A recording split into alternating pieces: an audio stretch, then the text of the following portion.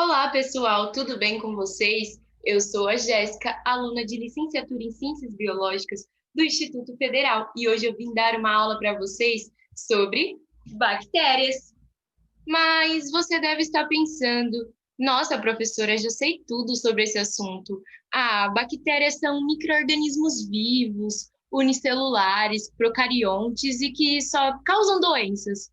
Mas será que é isso mesmo? Será que bactérias só causam doenças? Bom, tenho certeza que depois dessa aula você vai saber responder essa pergunta. Mas antes de começarmos, gostaria que você refletisse sobre a importância das bactérias para a vida no planeta. Você nunca refletiu sobre esse assunto? Não tem problema, pausa o vídeo e reflete um pouquinho. Agora que você já refletiu, eu vou te transportar para um lugar um pouquinho diferente, a Terra primitiva.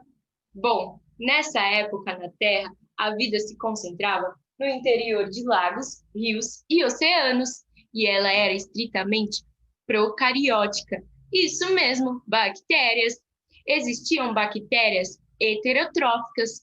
Sim, aquelas bactérias que não conseguem produzir o seu próprio alimento, assim como nós, precisando se alimentar de compostos orgânicos.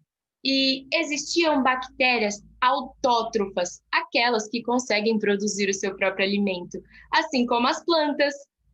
Mas veja bem, existiam dois tipos de bactérias autotróficas: as bactérias fotossintetizantes, que a partir da luz solar, do gás carbônico e da água conseguiam produzir os seus compostos orgânicos, assim como as plantas, e as quimiosintetizantes, que a partir de substâncias inorgânicas conseguiam sintetizar os seus compostos orgânicos.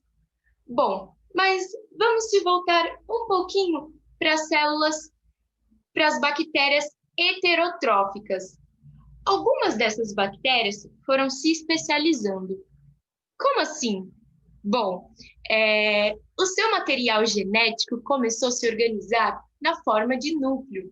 E veja bem, essas bactérias, elas possuíam uma membrana plasmática flexível e elas não tinham parede celular. E agora vamos chamá-las de célula pré-eucariótica. A gente consegue ver aqui no esquema. Olha só, uma célula pré-eucariótica, aqui em verde, com seu material genético compartimentalizado na forma de núcleo. E como eu havia dito para vocês, ela é heterotrófica, então ela precisa se alimentar.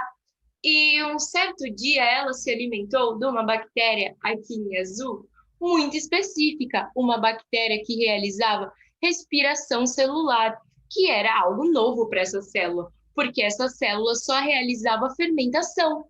Ela se alimentou dessa bactéria, mas por algum motivo ela não digeriu, não degradou.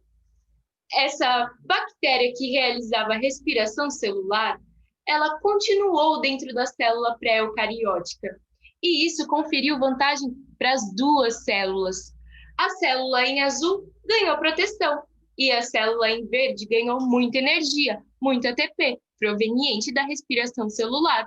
E olha aqui no exemplo, a gente consegue ver nesse outro exemplo a célula em amarelo com fome, englobando uma célula, uma bactéria que produz muito ATP, que produz muita energia. Ela englobou, invaginou, mas não digeriu, continuou no interior da célula.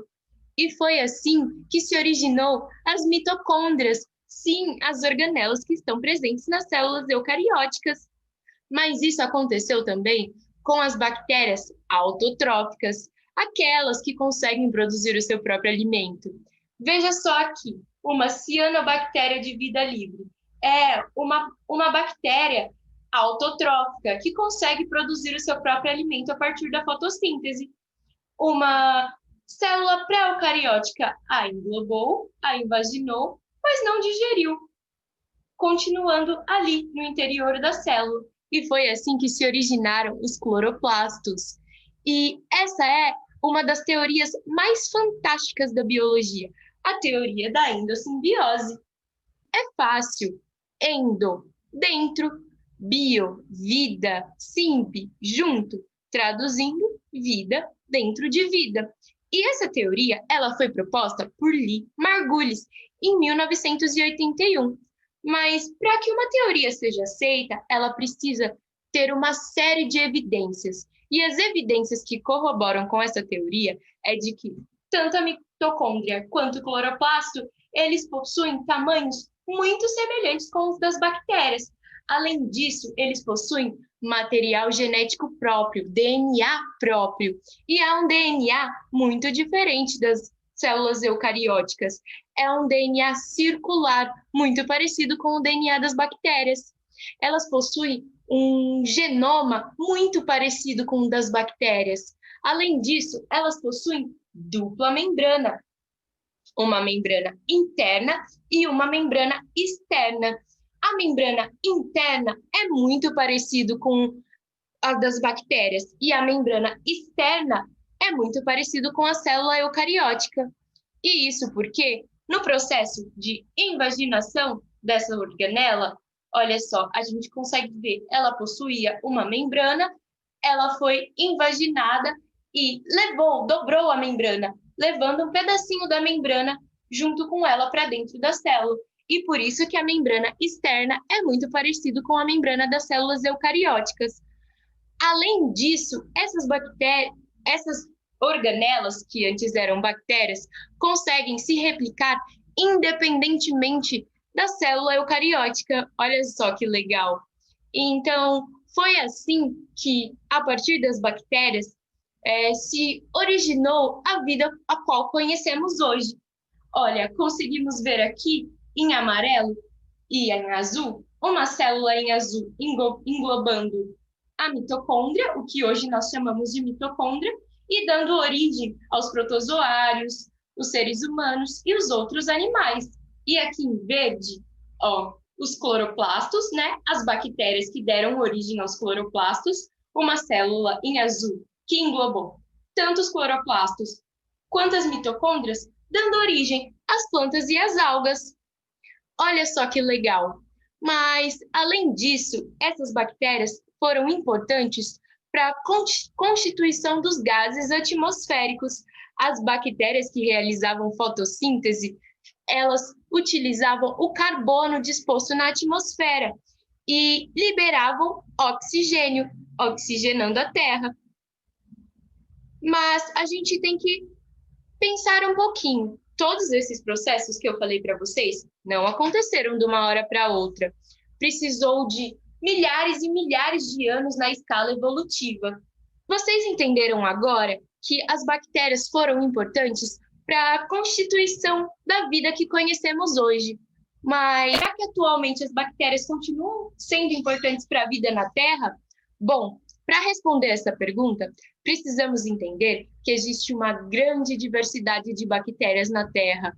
Sim, algumas bactérias são decompositoras, realizando a ciclagem da matéria. Sim, degradando compostos orgânicos e devolvendo a energia para o ciclo, que pode ser absorvida pelas plantas. Além disso, pessoal, as bactérias fazem parte do ciclo do nitrogênio. O nitrogênio é uma substância muito importante para os seres vivos e ele está disposto na atmosfera terrestre, mas nós não conseguimos absorver esse nitrogênio.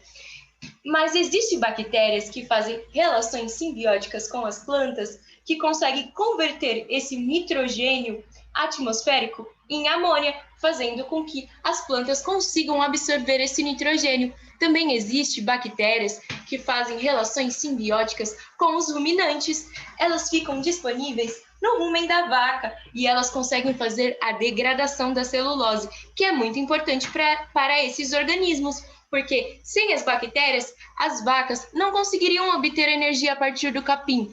Olha só que bacana! Além disso, existem bactérias que compõem a microbiota humana. Sim, elas são muito importantes, porque, por competição, podem diminuir as bactérias que causam doença. Além disso, elas produzem um muco que protege as microvilosidades do intestino. Também sintetizam enzimas do complexo B, que é muito importante para o nosso organismo. E um exemplo dessas bactérias são os lactobacilos vivos. Você já deve ter ouvido falar deles, tenho certeza. Além de tudo que eu falei, existem bactérias que participam da biorremediação. A biorremediação é o processo que utiliza organismos vivos para fazer a descontaminação do ambiente e pode ser usado bactérias para isso.